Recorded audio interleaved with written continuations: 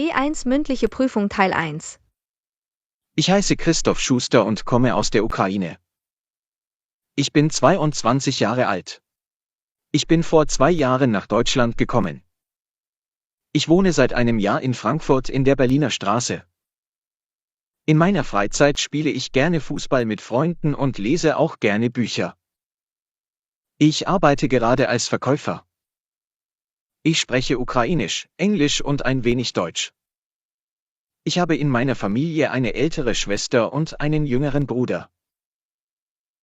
Das klingt interessant. Wie gefällt es Ihnen bisher in Deutschland? Mir gefällt Deutschland sehr gut.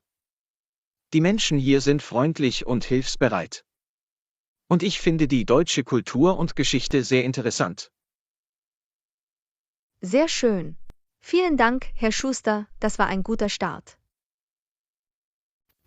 soo dhawaada asxaabta qaaliga meel walba aad joogtaan iyo waqti walba idin tahay kusoo dhawaada barashada luqadda afka Jarmalka oo alaaba nooga barateen waxaan qaadan haddii aad la socotid barnaamijkan fadlan na soo follow garay si aad ula socotid barnaamijyada barashada luqadda Jarmalka oo lacag la'aan ah oo luqadaada af Soomaaliga lagu turjumi doono fadlan na soo follow garay love-ka share-ka sidoo kale YouTube-ka TikTok-ka saaran waa inaad saartaa subscribe-ka si aad ula socoto barnaamijyada aan soo gelin ee barashada luqadda afka Jarmalka oo asaasi dhexaad iyo dhamaystir leh si aad ugu faa'iidaysato luqadaadi hooyo lagugu fasirayo waanigoo isku duwareedkii barnaamijkan qaabayntii jarjaridiiba waanigoo ah wariye madax bannaan macallin freelance journalist and photographer and teacher maanta waxaan cashirkayna ku qaadan doonaa insha Allah maasha Allah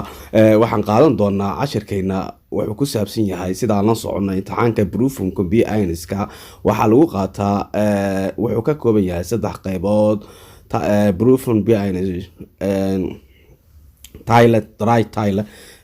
wuxuu ka kooban yahay 3 tile ama 3 qaybood qaybtan maanta aan qaadanayna mid ka mid ah waxa la yiraahdaa sich vorstellen Skyper ama iska hadal oo anigoo marka adiga inaa iska hadashid waa qayb ka mid ah qaybta kalena waa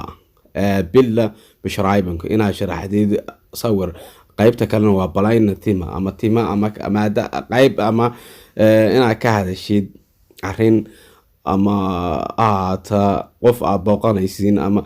taas kalena waa qaybtaas saddexaad waxayna ka mid tahay qayb 3 qaybood ee imtixaanka hadalka ee luqadda afka Jarmalka qaybtaana waa qaybta koowaad sich vorstellen ayaa la yiraahdaa Skyper ama iska hadal waxaana la yiraahdaa magacaada ka hadlaysa sida hordhaca aan ku soo aragtay videogaaga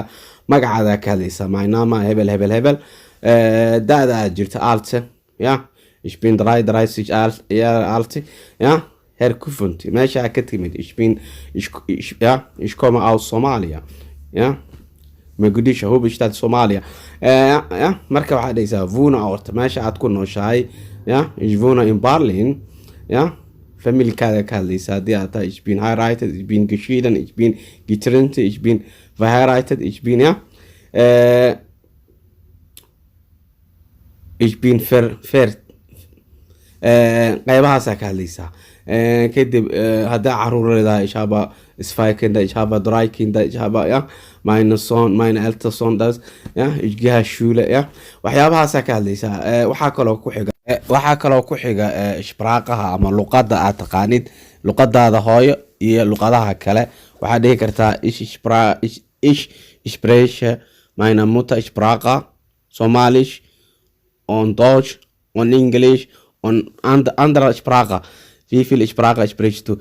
inta luqadood aad ku hadashid ayaa ka hadlaysaa waa luqadaas aan ku hadla luqadooda hooyo waa Soomaali luqadda ku xigta waa Dutch hadii wax yar aad ku hadashid hadaa wax badan ku hadashid English hadaa taqaan ama Arabi ama luqada kale ayaa sheegaysaa sidoo kale Arbeit and Beruf waxa sheegaysaa xirfadaada iyo shaqada ich bin freie berufliche Journalist und Lehrer shaqadaada iyo xirfadaada sheegaysaa hobbies waxyaabaha hiwaayada u leedahay hiwaayad waxyaabaha ah hiwaayada u leedahay ya meine hobbies sind waa jamac plural meine hobbies sind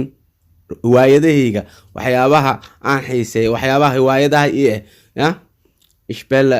Fußball ja lese Bücher ja kochen karinta inaan buwaagta akhristo inaan tvda fiirsado waxyaabahaas ayaa ka hadlaysaa waana inaa isdejisid oo si fiican oo grammar leh oo isku xir leh oo codkar leh inaa uga hadashid ayaa laga rabaa insha Allah marka ka xiga doono waxaan qaadan doonaa waxa la yiraahdaa Bilder beschreiben wir nehmen andere mal Bilder schreiben insha Allah ma sha Allah asxaabta meel walba joogtaan waa idin soo dhaweynaynaa waa barashada luqadda afka Jarmalka oo courseless ah oo lacag la'aan ah oo aan kugu barayno luqadaada hooyo qayb ka mid imtixaanka Prüfung waa this is B1 Prüfung Teil 3 saddex qaybood ka kooban tahay marka taasaan kugu bari doonaa insha Allah luqadaadan kugu fasiri doonaa wakaasa insha Allah waxaan gali doonaa casharka kale oo bil sharaabanka aan soo gali doono marka xiga casharada u baahantiin insha Allah waa soo dhigi doonaa waxaan kala socon doontaan YouTube-ka korka saaran please subscribe saara asxaabtaada guriga joogtay dhammaan dadka kaleba waa ka qabtir doonaa soo dhawaada intaas ma ku nooshahay dalka Jarmalka ma degan tahay meel tuulo ah oo aadan ka helin cuntooyinka Soomaaliga dharka iyo isqurxintaba waxaa jira arintaasi oo dhan waa laga qabtiraya waxaa jira dukaan wareego oo baawarkiisa wato oo alaabadaasi cuntooyinka Soomaaliga aad u baahan tahay dharkii iyo agabadii isqurxintaba waxaad kala xiriiri kartaa telephone numberka halkan ku qoran eber 49 15 21 46 46 63 aan ku soo celiyo 49 ama aan ku soo celiyo 49 hal 5 laba hal 46 63 48 oo WhatsApp-kaasi ayaa kala xiriiri kartaa meel walba joogtid dalka Jarmalka ayaa lagu keenayaa dharka alaabada isqurxinta iyo cuntooyinkaba haddii aad u baahan tahay in dharka alaabadaada lagu xayeysiiyo